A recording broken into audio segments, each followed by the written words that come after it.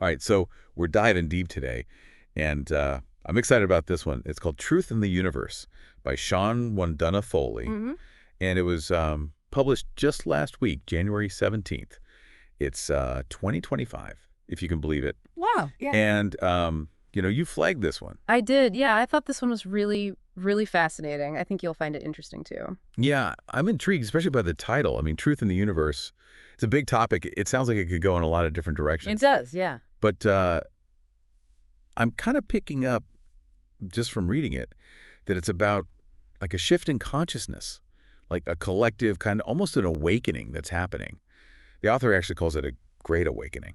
Yeah, and I think that's what's so intriguing about this piece is it's talking about how more and more people are kind of questioning, things that we've always kind of taken for granted or narratives that have been kind of put in place, and they're looking for something deeper. They're looking for some truth, Yeah, and like a personal truth, but also kind of like you're saying, like a collective truth. a collective yearning for truth. Yeah. Yeah, yeah.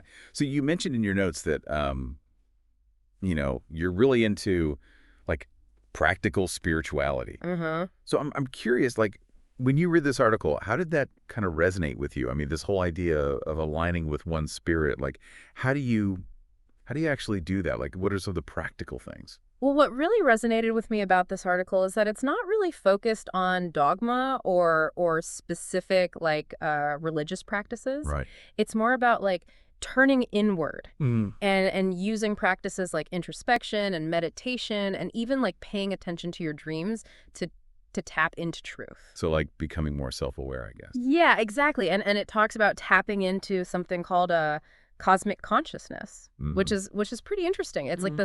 this wellspring of wisdom and intuition that the article suggests we can all access. Yeah. Okay. And one thing that really struck me when I was reading it, there's all these like action verbs like seek, attract, believe, speak, trust, affirm, welcome, receive, express. Like, wow, Right.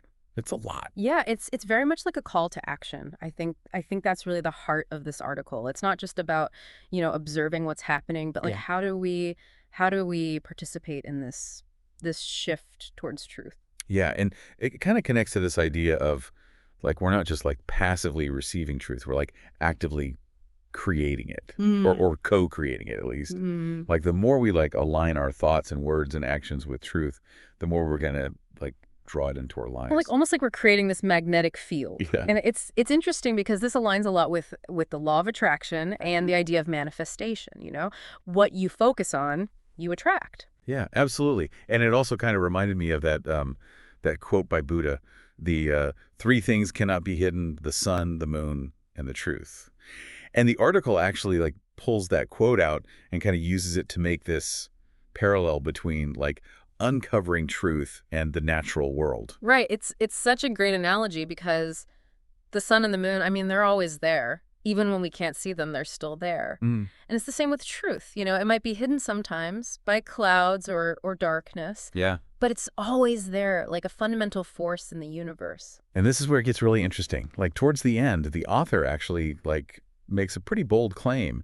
They say that through this deeper understanding of truth, we can actually like see into the future and shape a new reality on Earth, one that's Mhm. focused on like freedom and prosperity and abundance for everybody. That's definitely a statement that needs a little bit of careful consideration. I mean, I don't think it's necessarily saying that, like, we'll all become fortune tellers. Right. But I do think it's saying that by aligning ourselves with truth, we gain a level of clarity, of wisdom Hmm. that allows us to make choices that are in alignment with a better future. Yeah, like it helps us see the path more clearly. Exactly. Okay, so to kind of like sum up, it seems like, according to this article, we're in this really interesting time, like this collective awakening. And truth is like becoming more and more accessible. And by aligning ourselves with it, we can like tap into this wellspring of wisdom and knowledge and actually help create a better world. And it really puts the question back on us, like if this is a time of such great revelation, what are we going to do with it? Like what role will we play in shaping a new reality? A reality based on authenticity and love and oneness and peace and all those beautiful things. Wow, that's a powerful question. So thank you for diving deep with me into truth in the universe. And to all of our listeners out there, I really encourage you to check out this article. read it for yourselves and just ponder these ideas, Hmm. see how it resonates with you and see what your own connection to truth is. Absolutely. All right. Yeah. Until next time.